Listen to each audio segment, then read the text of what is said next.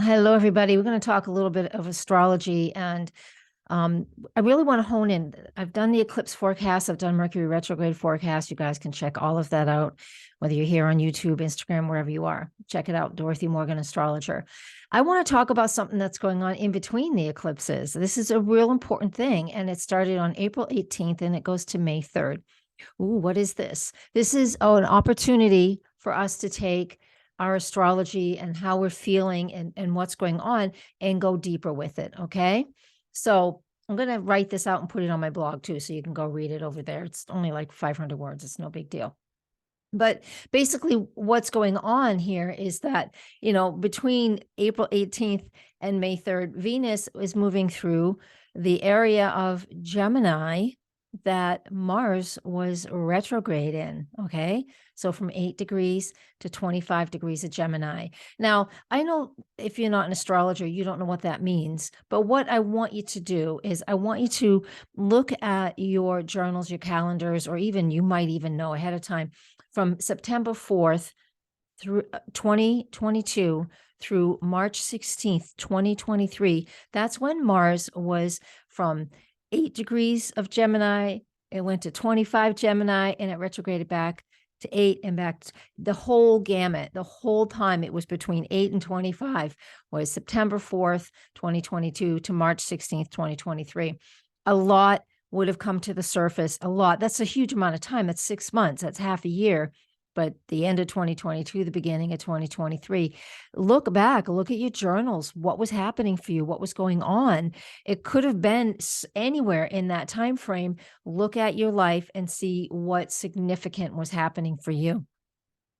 Now, the time period that would have been incredibly significant would have been October 30th.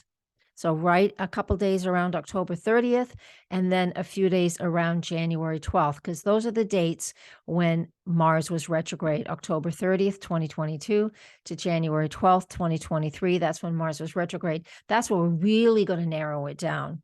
All right. And this is where Venus is right now. So what does this mean? You look at that time period, that October to January time period, and you process and take some time. What was happening? What decisions were you making? What contracts were you agreeing to or getting out of? What information came to you? These are all Gemini things. These are things about gathering information, sharing information. Mars in Gemini is about taking that action and creating something. But when it's retrograde, it has to, we tend to go internal with it. All right. Venus in Gemini right now. I'm putting this up on April 19th, but on April or the 20th, I think I'll put up after the eclipse. I'll put up the tomorrow morning. You don't know when I'm recording this. So when I say tomorrow morning, sorry. But I want you to look at the processes and the things that you're going through in that time period with Venus right now at the eclipse on the 20th. She's like at 9 or 10 degrees of Gemini. So we're already engaging in it. So since Venus will be in that place in the zodiac, that Gemini area, 8 to 25, during these eclipses that we have, the one on April 20th and the one on May 5th, that video will come out soon. That what is it we're valuing? I want you to, that's what the Venus represents. Venus and Gemini, I value communication. I love communication. I love keeping in connection with people. And what we can do with that energy right now, while that's getting stirred up again, right? What is it you love? What is it you value? The femininity within you, the receptiveness within you. And look at the projects or the things that were going on for you. So here is my example. And this is just my example. Love to hear your example. Wherever I'm posting this all over the place. So tell me in the comments below what your example is. So for me, at that time period, that January time period, what was that again? It was just about January 12th, January 15th, 16th was the first YouTube short I made. All right. I mean, I've done different things like that off and on for years. I've been on YouTube since 2009. So not new to me, but I decided to do shorts and I'm still doing them. This is months and months later. However, that's what I started then. And now I've been doing them. Is it of value to me? I am questioning that. I'm going to keep doing them because they're fun. But at some point, that's what I'm talking about in this time period, these 2-week time period in between the eclipses, while Venus is moving through Gemini, where Mars was retrograde October to January.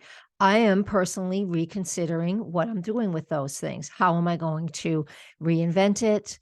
Am I going to continue it? You wouldn't believe how much time a 60-second video takes to process and get up there. So that's my thing. It's not the end of the world. It's just real life stuff. You know, so many people sensationalize things, and some things are sensational, right?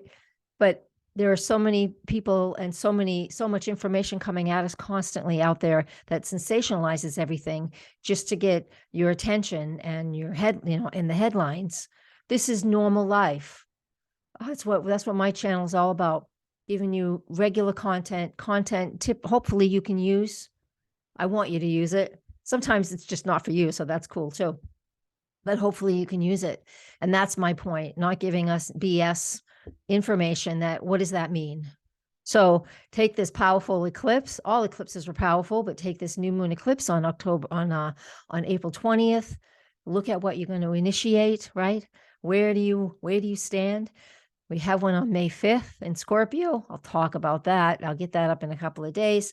But use this time period in between the eclipses while Venus is in Gemini, moving through where Mars was ages ago. And we get to really reconsider some things and reconsider things as to, what do I value? That's Venus more than anything. It's am I valuing myself? Do I value this information? Do I value what I'm doing?